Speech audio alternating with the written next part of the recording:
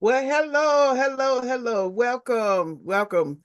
To also welcome to my Yoruba family, Ekason in Georgia or Odaro to my Nigerian listeners, where it's actually 10 p.m. over there. Of course, this is our second show in 2025. We will be hearing from some fantastic college students who co-founded Bridge, a nonprofit organization. Y'all, it's the new season, and hold on tight for another exciting and memorable episode on Issues and Answers with yours truly, Honorable Chief Valencia Stovall, Chief Mrs. Today is Monday, February the 17th, and it's another episode. And guess what? We are still in Black History Month. So, celebrating greatness in a people who sacrifice so much, but the level of recognition in return isn't the same. We can each uplift our ancestors individually. All right, you all, you're listening to, for the next hour, WCEG Network. We are the Worldwide Community Empowerment Group. I don't say Zoo. Empowerment Group. I don't know why these young ladies got me nervous. They must be gonna bring some powerful things. They got me nervous. I usually don't stumble. Well, we speak life into the community. You can log on to WCEGTalkRadio.com. Watch us live on smart TV, on Roku, on cable channel. You can watch us on YouTube, Facebook, and on LinkedIn. Subscribe free to our YouTube channel, WCEG Network. Like us on Facebook, Instagram, connect with us on LinkedIn, TikTok, and Threads. Download our free WCEG mobile app. And guess what, y'all? You can even talk to Alexa and tell Alexa, play WCEG Talk Radio. Listen to us we on 12 podcast distribution platforms. Okay, I have to give this disclaimer. The topics and opinions are those of the show hosts and guests and not WCEG Network. We thank you, each one of you, for your continued support, and make sure you tell a friend. I want to start off with a brief moment of silence for those who are no longer with us physically and for those who are just not all right, whether it's physical or mental. So we have some people that are here physically in their bodies, but just some things just not right. So we want to keep the faith, and we all know that God is in control. Now, can the youth lead in education? Will the youth lead in education? Is it time for the youth to lead in education? Y'all have to just kind of ponder on that for a moment. My answer is absolutely yes. From Washington, D.C. to across the United States, the youth are taking the lead and ensuring their voices are heard with solutions. They are the ones living through the sometimes antiquated school systems, and parents have many more choices of how they want their children to be educated now than they have in the past 15 to 20 years. Okay. My guests today are exemplary examples of youth taking the lead. I want to welcome England Meadows and Eva Wadley. I hope I pronounced it right. You Okay. did, yes. Who are co-founders of Bridge Organization, and it's Bridge the Gap. I want to thank them for joining us. And as a side note, so y'all know, I have watched England grow from middle school all the way to into a very lovely and smart young college student. Her parents and grandparents are entrepreneurs and very active in the community here. So I wasn't surprised to see a post on LinkedIn about the new nonprofit that she and her friend have started. And just so y'all know, England helped me out when she was a student in high school during the summer algebra boot camp. And I know if Eva is hanging with England, I know that she has to be on point and good, what we call good people. She's good people. So, ladies, how did the idea for Bridge come about, especially with an emphasis on education? All the things that you all could have been talking about and starting a nonprofit about, but you all chose education. So, introduce yourselves and then you can answer the question from there. Make sure you unmute your mic. Awesome. I'm going to let Eva do a lot of the explaining because we have two sectors, internal and external, and she can kick off internal. But as far for introductions, hi everyone, my name is England Meadows. I'm a sophomore at American University, double majoring in political science and philosophy. But yeah, I'll let Eva kick it off. She's been one of my closest friends throughout my whole university journey, and it's amazing to see this dream come to life. But I'll kick it off to Eva. Yes, I want to say thank you first for allowing us to come onto your podcast and introducing us with such a warm welcome. My name is Eva Wadley. I'm from Northern Virginia. I'm a second year, also at American University. I'm double majoring in justice and law and psychology. Um, Briefly, Bridge, we focus on equitable resource distribution. And I know England and we had two separate journeys to wanting to found this student initiative currently. And I can speak to my experience and then I'll pass it off to England to talk to hers. But as a student at a PWI, a primarily white institution, there were simply things where England and I felt that could be further supported. I know with my experience, I had a professor that wasn't necessarily welcoming to acknowledging the systemic disparities that are currently in our education, healthcare, and just general society. And that was very conflicting for me because although I did grow up in a PWI high school, elementary, and middle school, it's very jarring to have a culture at American University that claims liberalism, that is very prideful of their diversity, but the faculty may not be representative of the same. So that's where I took it upon myself, and England took it upon herself as well. And we eventually came together to figure out how to bridge that gap and how to be there to support our students holistically. And I'll let England share her experience and why she wanted to found Bridge, and then I'll speak to our internal while she will speak to our external. Yes, thank you so much, Eva. So I, like Eva said, one, there were not enough resources being distributed between specifically people of color on campus and just a lot of our marginalized identities on campus, which Eva spoke to. But another core reason why I wanted to start this organization is because people need to utilize not only the classroom as a center for learning, but also the world around them. And I found that a lot of people would only stay within the four walls of AU's classroom or on our campus, but there are so many resources that need to be tapped into DC. And a lot of times when people think of resources, they only think of physical and tangible things and not intellectual property. And DC is home to some of the smartest, most intelligent people on this planet. And a lot of people need to see that we have not only physical bridges that can connect people, but also human bridges. And I'll let Eva talk to the internal bridges and then I can kick it off with the external bridges. Absolutely. Our internal aspect. So we do focus on American University primarily at the moment because all of our students that are on our core team, our pillars, the students that are the fuel behind our mission, they are all based at American University. So we focus on departmental resourcing and bridging those gaps between faculties and the different schools within American University. So we have the School of Public Affairs, the School of International Service, our Kogod School of Business, and England and I observed that they are very siloed. They all have very rich resources that aren't necessarily being shared. And it would truly empower our students to feel comfortable to go across these schools and utilize such, and it would equip our student body to be more successful than already. And we wanted to bring these resources to a forefront for our students because oftentimes students feel it feels very daunting to seek out these resources or to seek out a faculty member that is representative of that identity. And we didn't want it to be like such. Especially as we understand that our students come from very different backgrounds. American University, although rich in its resources, we have students that come from backgrounds where they don't know how to utilize such. And we did not want the money that they're paying for at this institution to go for a waste. So as England and I continue to work on our development, and how we tap into the different departments, like our Center for Diversity and Inclusion and our Center for Inclusive Excellence. We are focusing on making sure that these resources and these departments are at the forefront and being supported not only by the faculty, but that the students are aware that they are able to support them as well.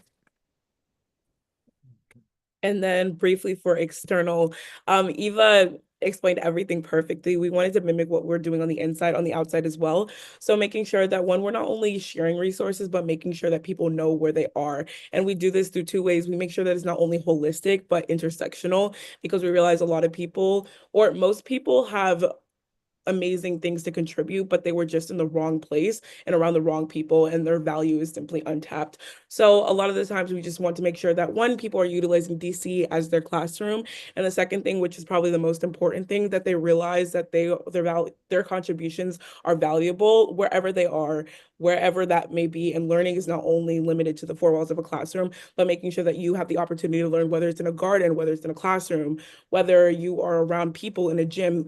But learning is not limited to those spaces. It can be anywhere at any time. And we just wanted to make sure that people understand that. Great. Even though they talk kind of fast, but I think I understood everything. But that, you know, that's our young people. They go fast. But I did understand, and I you know, definitely commend you all for, you know, that takes a lot. I mean, that's, you have to be bold to say, hey, I want to do something different. I see a need, and instead of complaining about it, let me go and help find a solution for the problem that we see. And then to go the step further to actually put it into practice, to actually, you know, put the solution into practice takes a lot. And I want to commend you all, especially, like you said, being on a predominantly white institution on that campus. You already have extra eyes that are looking at you, you know, all the time and critiquing everything that you do, where your white counterparts, they're not critiquing them as much as they do with you all. And it's like you have to do double or extra of everything. And I think by you saying, you know, helping people, connecting them to resources, which is great, because a lot of times, especially on those big college campuses, you don't know where to go, you don't know who to talk to. It's just so much, and you already overwhelmed just being on the college campus. So, you know, you all being able to decide to create bridge to say, hey, we want to bridge the gap with resources internally, then you all know what departments do what, and then what and how they can help you make you a better college student. And then outside of the campus, those resources, like you said, DC, you know, is a buzzing place. I mean, it's our United States capital, so it's always buzzing. You're right, plenty of resources are there, but a lot of times people don't know where to go and get those resources. So I definitely commend you all on that, and wish you all much success, and anything that I can do to help you all, you know, with what you're doing, definitely reach out. So my next question, I want to know what type of support from the school did you all receive? Because I think I saw a post or something about one of the professors or somebody was congratulating you all about the organization. So just kind of briefly tell us about that. I just thought about that particular question when I was listening to you talking about the internal and then the external. Yes, I think you were talking of, I believe you're talking about a comment that Dr. Ashley made on LinkedIn. It's been amazing to see how many people have poured into us, because even I would not be able to do this by ourselves. And it truly has taken a village to get us to where we are. And so when we talk about what does it mean to bridge gaps, it's not only building physical gaps, but making sure that people understand that people are in this together, and all you have to do is stick out that hand to make sure that you can pull someone across to the other side. So when Eva and I were drowning in what seemed like academics, internship culture, school culture, managing who knows how many clubs that we're in, it really took a village to make sure that we stayed afloat, and that we could make sure that we were building each other up as we climbed. And so a lot of these professors, one, just are here to talk to us. They're here to pick our brains. And because a lot of, I'm sure Eva can attest to this, we didn't think of a lot of things when starting this organization. And it really took so many meetings. I don't know how many meetings even I attended to with professors from different departments, deans from different schools, and for them to say, have you considered this? Have you considered that? And at first it was kind of like a punch in the chest, because we're like, what do you mean? Like, we're students, we know what we wanted to do. But it really does take humility to understand that you're not only in this for you, but you have a whole village behind you, and they're the reason why we're doing this. And so to have the professors help us, to have the deans help us, to have external organization help us, it really means the world. And we truly wouldn't be here without them. But I'll pass it off to Eva to share her thoughts. No, England spoke that perfectly. She took the words directly out of my mouth. And it has been a village behind us. I know we started about 9 months ago, just meeting with faculty. And everyone that we have met with, all the faculty members that we have met with, have been willing to support us. And as we do keep in contact with them, they're there asking for updates, asking to be included with future events. And it's just an outpour of support. And it warms our hearts as we realize that these faculty members, they want to see us progress. They want to see us thrive because they understand that Bridge will be something big and that it is filling those gaps. It's reaching over those gaps that are in our institution currently and within the DC area. I think, yes, like England was speaking to, we have had tough meetings where our brains are picked and we have to sit back and backtrack 3 or 4 steps and think about, oh, maybe we forgot something. We got to rebrand. We have to rework our structure, but it's just making us stronger. I think with every step that we do take a half a step back and we think about how can we have a strong platform, because as we do aim to reach into the DC area with potential nonprofit status, we want to make sure that we are strong and stable. So it would mean nothing if we go out there now and we have to backtrack and we are not thinking equitably and we're not thinking what will be there to support our longevity. So with all these faculty members that are supporting us, they're the same faculty members that are making sure that we have a bulletproof foundation, that we are building ourselves for longevity and we're building ourselves to better the community that is around us. That's great. And having that support from the faculty and staff is very essential, because when you talk about the internal factors that you all wanted to, let people know about the different department, it makes it easier when you're able to go and talk to those department heads, those deans, and letting them know, hey, what resources you have, because a lot of times many scholarships come available. You have a lot of internships that come available, work study abroad programs that most times the kids don't even know about unless they happen to be in the know crowd. I call it the in the know crowd. But from what you all are saying with the bridge, you all are able to gather that information and keep making sure that the students are knowledgeable about those resources, those deadlines, and all those things that can really help make their college experience, incredible, because that's what it should be. You should have a great college experience. And so I'm gonna ask you all to put in the chat what's the website, and so we can make sure we're posting it on our feed here.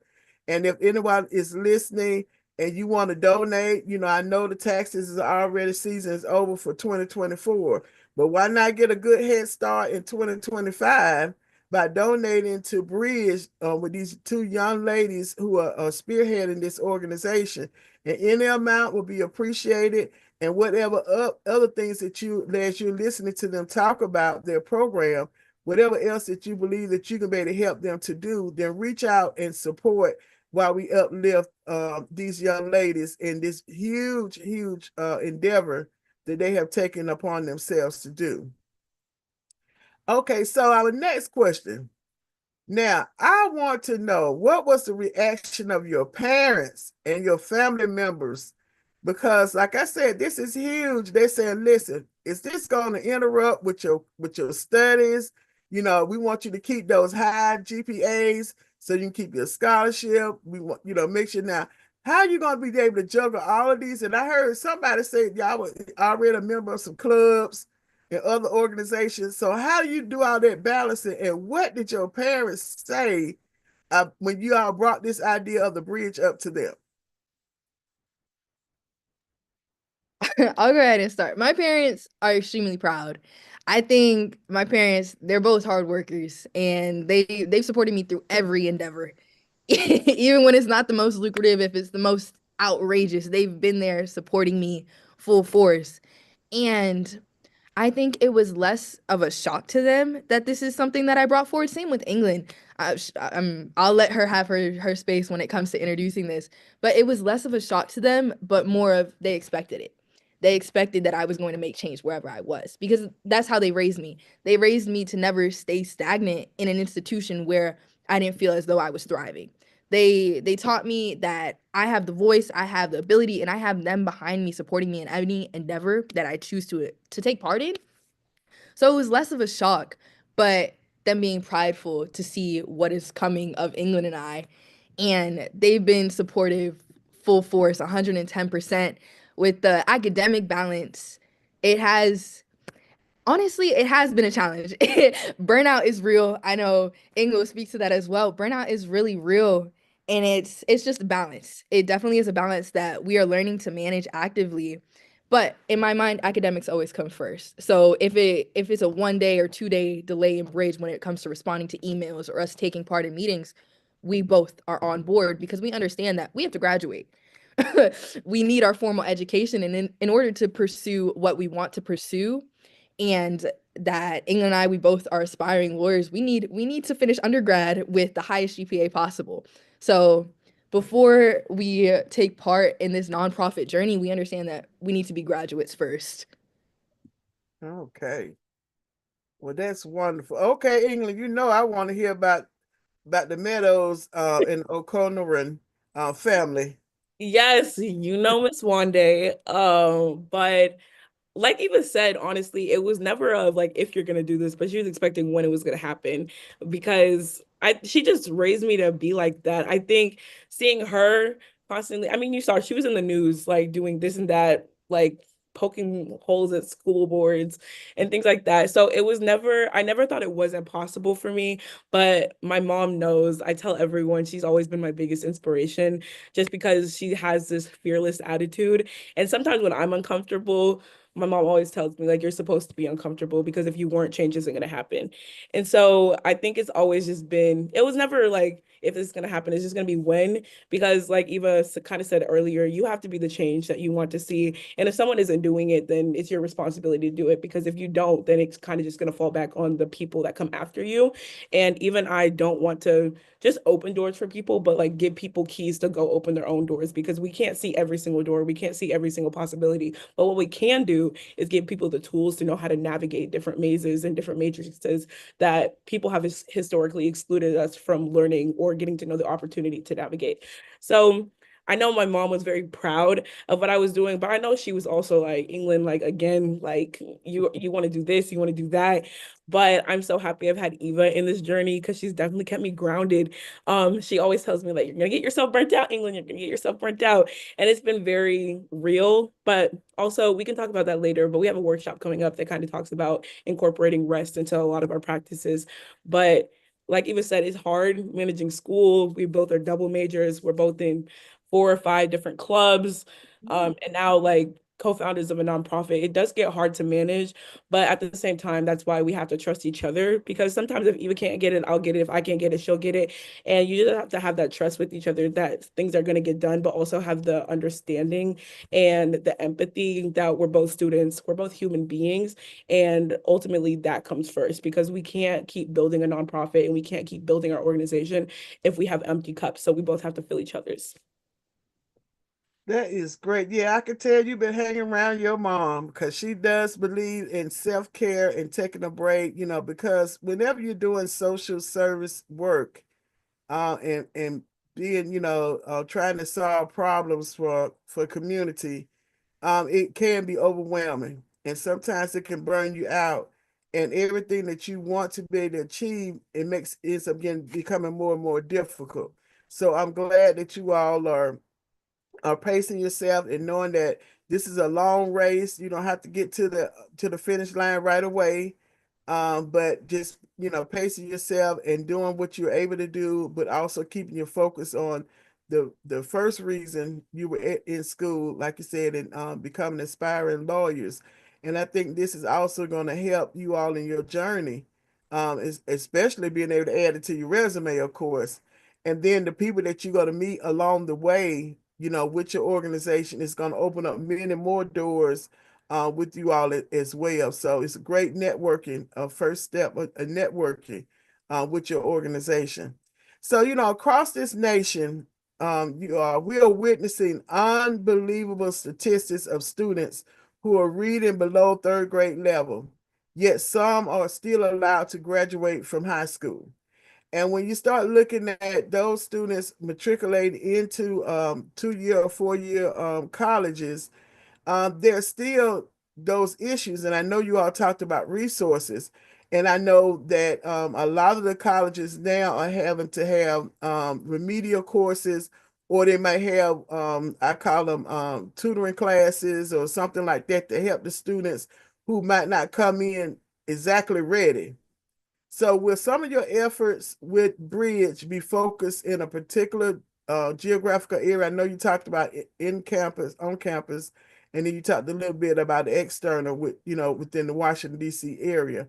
But how would those students receive services? So how would the students, let's say at the campus of American University, how would they be able to know about Bridge and what you all are doing? Alrighty. I would love to take this question off. Bridge right now, we have a partnership with Annunciation Catholic School. It's a K through 8 down the road that serves 60% financial need-based students.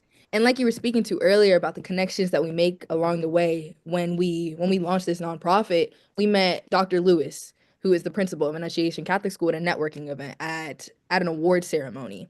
And she just happened to be the principal of this school. And right now, geographically, we're focusing on the DC area just because of proximity. It's easier for our students to hop on the metro line and get where they need to be. But Annunciation Catholic School is a 10-minute walk from our campus, a 2-minute drive, honestly. And that is directly serving these students in the K through 8 with their literacy and mathematic help. So to our students on American University's campus, we have an Instagram, Bridge the District _. And that is where our students see our applications to be an impact scholar. An impact scholar, I'll let England speak to it further, but these students are currently developing their curriculum to lead at the K through 8 Annunciation Catholic School.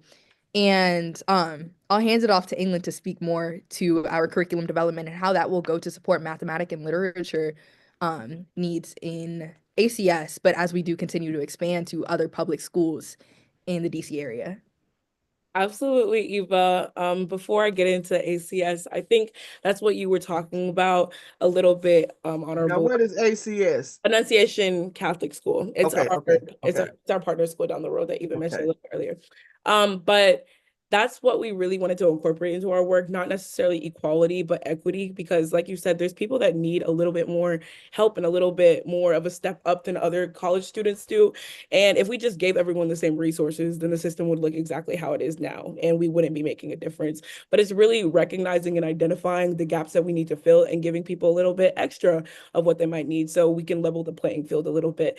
So that goes to our impact scholars. Our impact scholars are designated group of students from AU's campus who have applied to be part of a cohort of people that implement their passions into curriculum. A lot of times, traditional college campuses or just school systems in general isolate what we're interested in from what we need to learn in order to succeed in society. So even I, when we were building this organization, one of the critical questions we were facing is how do we make sure our passions are reflected in what we're learning, and how do we see ourselves in the curriculum that we're learning about? And so with our impact scholars, we're making sure that one, we're identifying the critical math, reading, a lot of the core traditional subjects that students need to learn about in order to matriculate into higher education. But the second thing is we want to make sure that students see themselves reflected in what they're learning about. Because Eva and I can both speak to this. How many times have we only read books from white male authors, or how many times have we only been taught from white males, and they're talking about racism, race, gender, all of these different things that they don't see themselves in, but they're teaching students that those identities are reflected in. So even I really wanted to make sure that we can teach about math and reading, but we can also make sure that we're incorporating social justice into that work. We can teach about arts, but we can also teach about arts through the frame of resistance, and making sure that people understand that just because we're talking about music or hip hop or culture, that doesn't mean that it's not academic. Because a lot of times people downplay Black academia, and I think we saw that a lot. I'm not even gonna go into the Super Bowl performance, but a lot of the times people isolate our academics from our passions, and that's just not the case.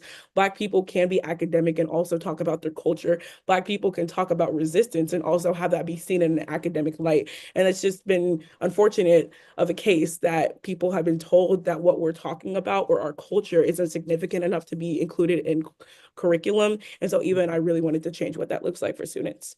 Absolutely. And then speaking to the equity portion of it, right now we are focusing on Annunciation Catholic School, given its proximity and our amazing relationship with Dr. Lewis and her willingness to open up her doors to American University students.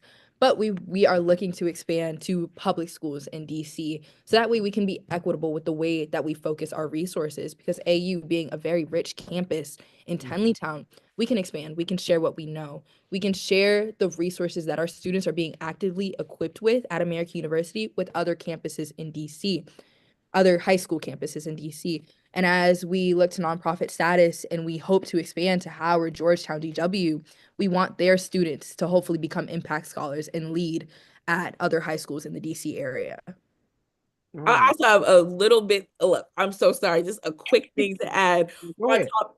Just a quick thing to add on top of that, even just like lit up my mind when we talk about like equity in action, because a lot of times, I mean, you've seen it in Georgia, it happens too. We only focus on equity and a lot of history through like one day events like MLK Day or a month, but equity isn't limited to a 1 month. And so we really want to make sure that students understand that what we're doing is not limited to a day of action or a day of service, but this stuff is actually a lifestyle that you have to keep doing in order to pull people up with you. Because if you stop, then there's no one else to continue the work.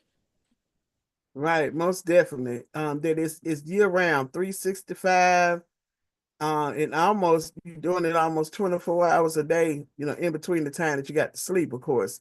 But it is, and the impact that it has on Blacks is every day, 365, year round, every day, every day, every day.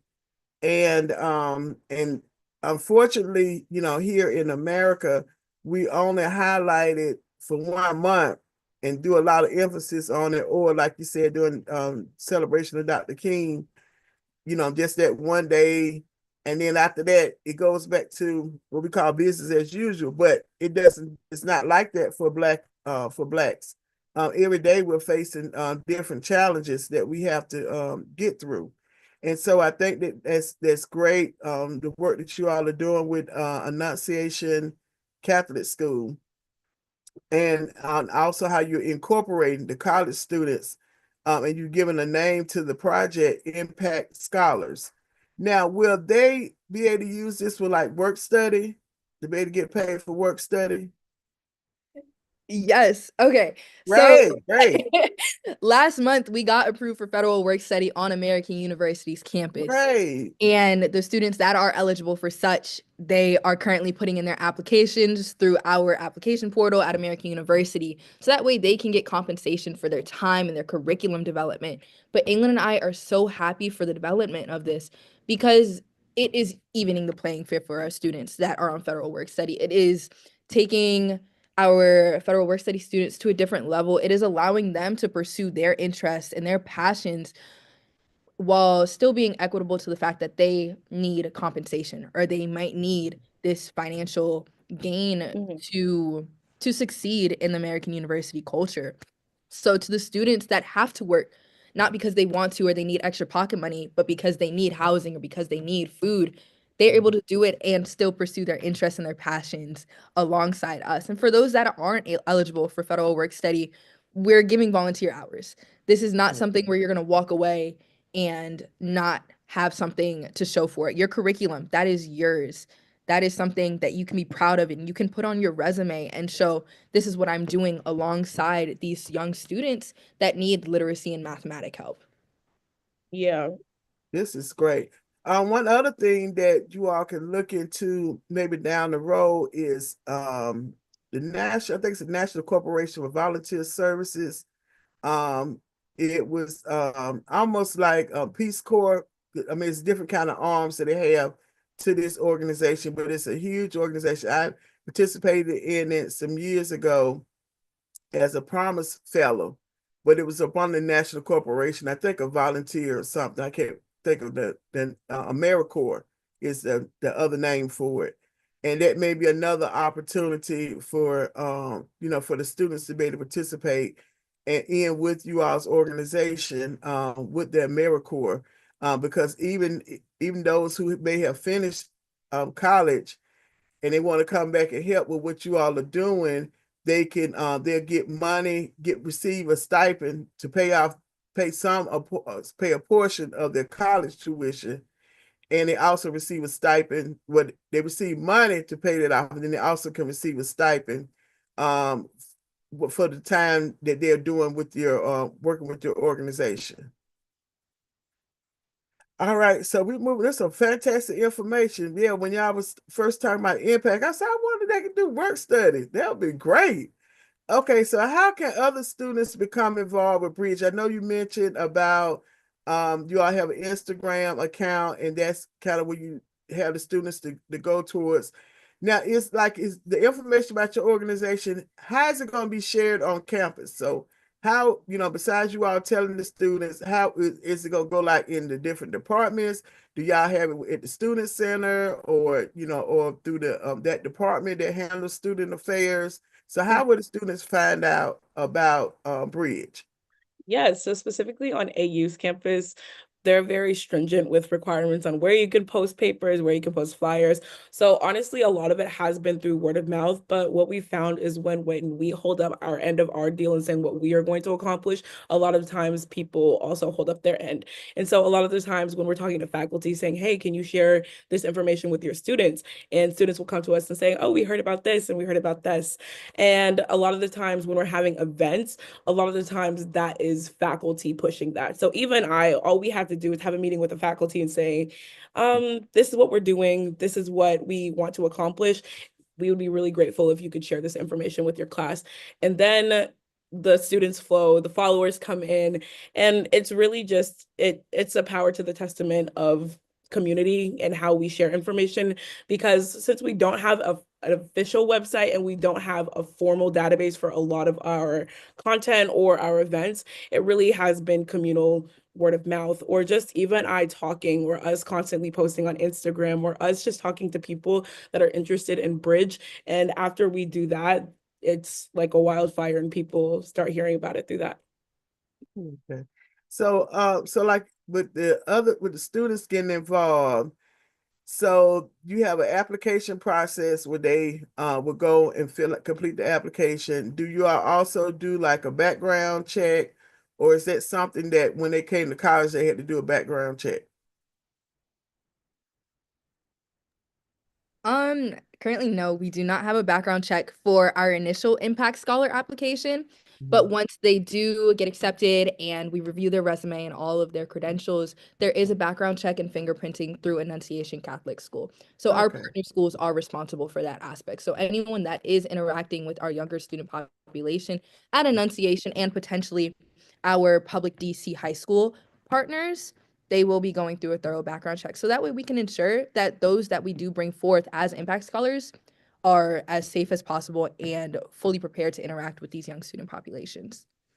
Right. So when they start their work at the school, so the school would work with them with setting up the schedule, because I know that sometimes you can have classes in the morning, then don't have any classes in the evening, and in the afternoon time. And will you all kind of coordinate that along with the school and with the students? Oh, yes. It's been definitely a lot of trial and error, because it went from even simply managing our schedule and finding out when we could meet to now managing, I believe, over 20 different people's schedules with our Impact Scholar and our core team now. So Wow. it definitely picked up very quickly. But what we found is we need healthy delegation strategies. Like, even I cannot be the only one doing this work. So we brought on another team of about 8 people who we call our core team. And I can let Eva speak to that a little bit of what exactly that means, because we don't have a traditional hierarchy. But when we say leavening the playing field, we're not only talking about in our external endeavors, but also how we operate as an organization, an organizational structure. But it's been a lot making sure that we have the right times. College students have so many different schedules. I can't even like say how difficult it has been, but it has definitely been rewarding, just because we have Juliana, Sydney, Marley, so many different people that are able to pour into us to make sure that we can operate efficiently and productively. So we have Juliana, who's our chair of strategy and engagement, and she handles the logistics and she makes sure that schedules are on point, that we're communicating back and forth with the school. But I just wanted to take a quick moment to shout out our team, because Eva and I have not been doing this alone. So if you guys are watching this, we love you guys and thank you guys so much for supporting us. But I'll let Eva kick off how we operate as a structure in an organization. Yes, absolutely. So we are not a hierarchy. We do not have a vice president, a president, a secretary. We do not want to think of us as someone over someone, or you must report to someone to get approval to do this, that, and that. We want everyone's mission to be embodied in Bridge. We want our students, our core team, they have their own passions. And with Bridge focusing on equitable resource distribution across all fields, there's more than enough room for them to be supported through Bridge. So whatever our core team is passionate about, they're more than welcome to bring it forth, and we echo and we support their mission. So it's a roundtable. It is very much collaborative efforts as we all want to see betterment of one another, our greater community, and the DC area as a whole.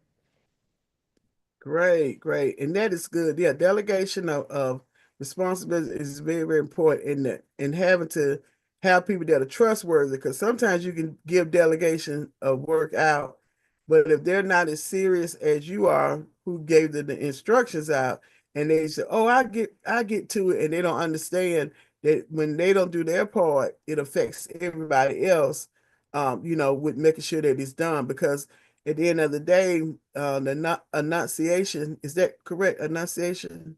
Okay. Catholic school, if they say, well, hey, we're expecting 10 students, and the students there at the school are excited that 10 college students are coming, and then only 5 show up, for whatever reason. So like you said, I know it's a lot when it comes to logistics and monitoring that. And also you are having another part of it with the resources for the students who are not impact scholars, but those other students who are on the campus and that need access to those resources. So you all definitely have your hands full, but I can tell just by listening to you all have definitely thought it out, and some good people are working with you all behind the scenes to make sure that you are a success. So is there anything else that you would like to share with the audience? I know you mentioned about an upcoming event or something that you all are having. Yes, we have our first workshop launching. We have an amazing organization on campus called the Osatu Legacy Conference, and what they do every year is host space for Black alumni and Black students to come together and just share intergenerational knowledge. And so they invited Bridge to give a workshop, and with the help of Eva and her network, we're able to bring in an amazing person. Her name is Channing Hill. But we're just making sure that students understand that their value isn't assigned and isn't determined by how productive they are. Because like you said, you're a professional. I can imagine it has gotten tiring just to keep going and be constantly on go 24/7. So we want to make sure that we're building these healthy habits early and that we're not burnt out by the end of our college years. And so we're just making sure that students understand that you can still be productive and you can still organize and you can still be successful. But how do we make sure we can enhance that and make sure that we incorporate longevity to make sure that we can not only succeed, but we can succeed with purpose and make sure that we can do it for a long time. Absolutely, absolutely.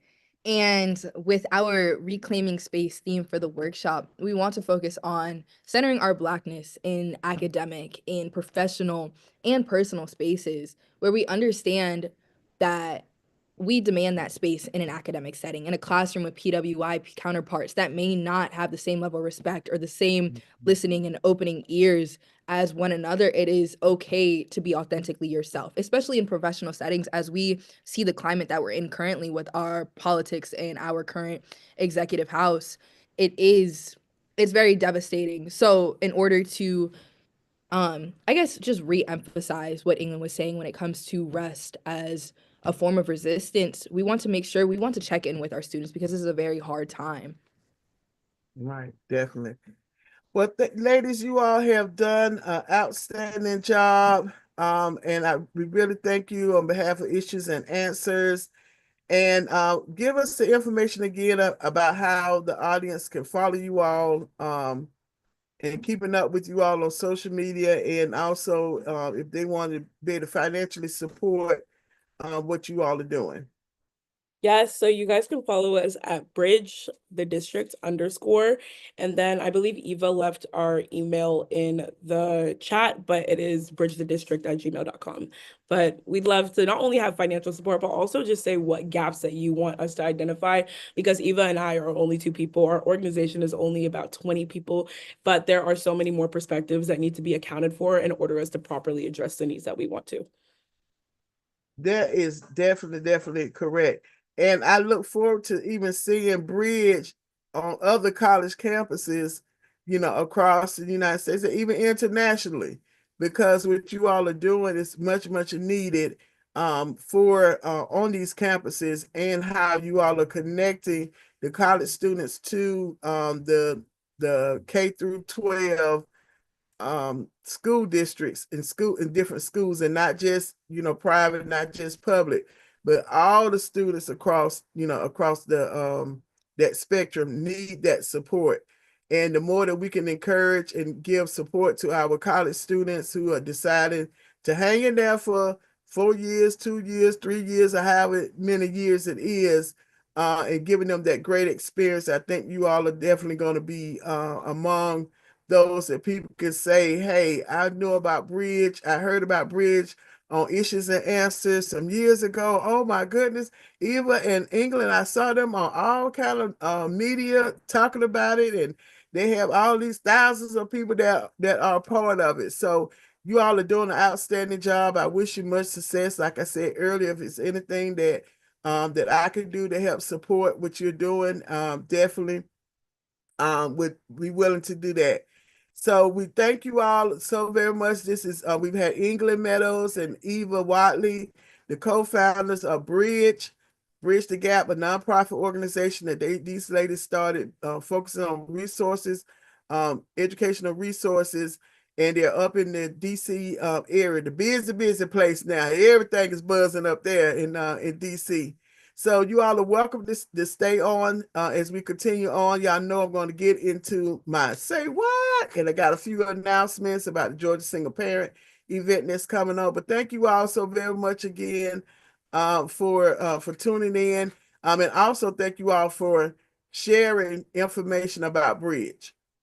You ladies stay safe and try to stay warm up there in that cold weather. We definitely will. Thank you so much for having us. We look forward to seeing you soon. All right. Thank you. Y'all, our nation has been in crisis in education for many years.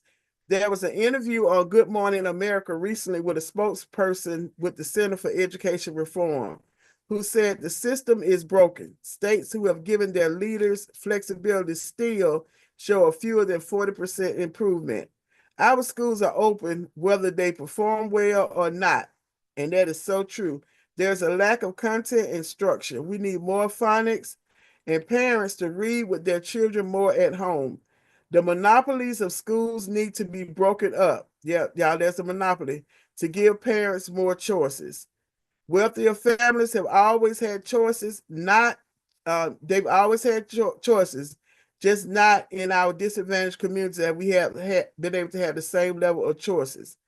And according to the National Assessment of Education Progress, that's called the NAEP score. So those of you all who are into everything talking about education, NAEP scores are the scores that are produced on a national level, international level as well, that measures success in student outcomes.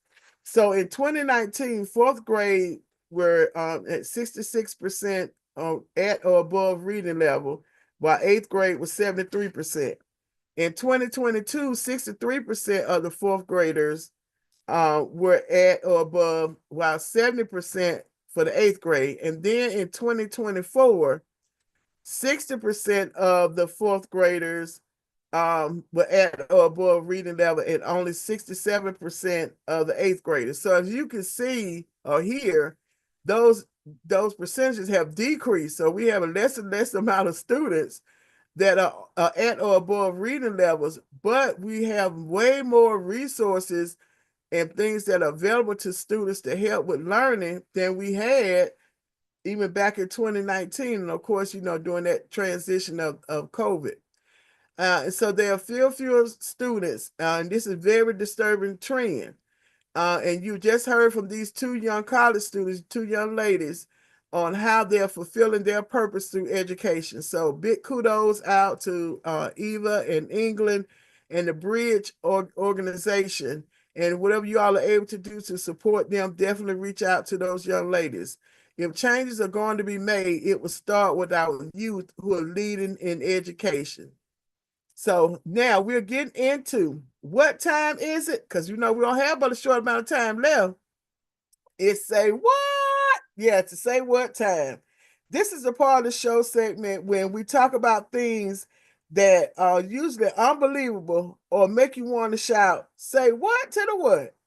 So what would the world be like without that shiny penny? Y'all know those pennies, those coins that you're able to shake up now. What would happen to piggy banks around the nation? After a while, you won't even be able to take those saved up coins that we have to the coin machine to convert them to cash or digital currency. I'm talking about those copper coins, those pennies. Everybody loves those pennies. We say, you see a penny on the ground, pick it up and save it. Well, after a while, it's looking like we won't have those pennies anymore. The famous bronze coin is on the chopping block, y'all, to be discontinued.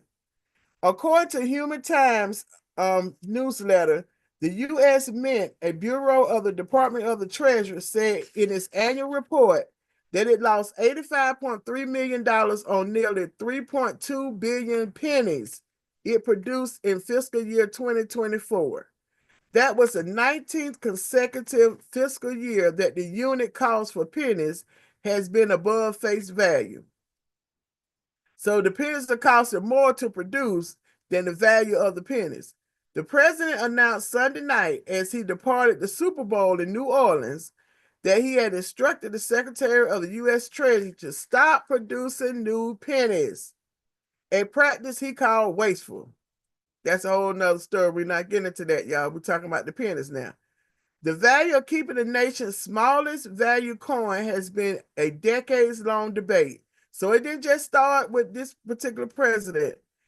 It actually went back to former President Barack Obama, who expressed his support for eliminating pennies in a 2013 interview. Now, say what to the what? No more pennies. Oh, I guess it will become a collector's item in the next decade, like we collect the baseball cards. So y'all save y'all pennies, and you might not be able to cash them in, but save those pennies. Who knows? You might be able to get a lot of other value out of it later on. Just think 10 years from now, your children, your grandchildren, your great-great-grandchildren be like, what is a penny? What does that look like? What did y'all do with that? And so that's gonna be a good talking point. But no more pennies, y'all. All right, so we get into our announcements. Congratulations to the 2025 Georgia Single Parent Award recipients. This event is co-hosted by the National Leadership Group, Georgia Single Parent Coalition, and myself. We have some great partners like Representative Kim Schofield, Representative Regina Lewis Ward, Senator Rashawn Kemp, and Georgia Youth Career Center. Special thanks, I'd like to mention Atlanta Public Schools for participating this year. Will be at the Capitol, March 21st. We'll be at the Capitol for Single Parent Day at the State Capitol. Can you say celebrations? That song that by Kool and the Gang, come on, but I'm not going to play it, but celebrate good times. Come on. Yeah, we're going to be celebrating, honoring 38 single parents. These are male and females across the entire state of Georgia. Yay! I wish I had my hand clapped, but I could do it. They're doing an outstanding job with raising their children in this environment of selflessness. So being a single parent, you always giving. I know I was a single parent, and the co-founders were also single parents. And we, you always a parent 24 hours a day. It doesn't matter. You can't even sleep, you're still a parent. But so this is our day to recognize the work of single parents. This 2-day event will be Friday, March 21st, which is Single Parent Day in the state of Georgia. Yes, y'all, this is the official holiday. It is the law. That's official holiday. Now, y'all won't get off of work, but it is an official holiday. And we're going to be at the state capitol from 9 a.m. to 1 p.m. That's free entrance. So if you're a single parent, you know a single parent, and you want to pop in on us on that day, come on down to the state capitol to help us celebrate Single Parents Day. And you'll also be recognized by elected officials, other officials.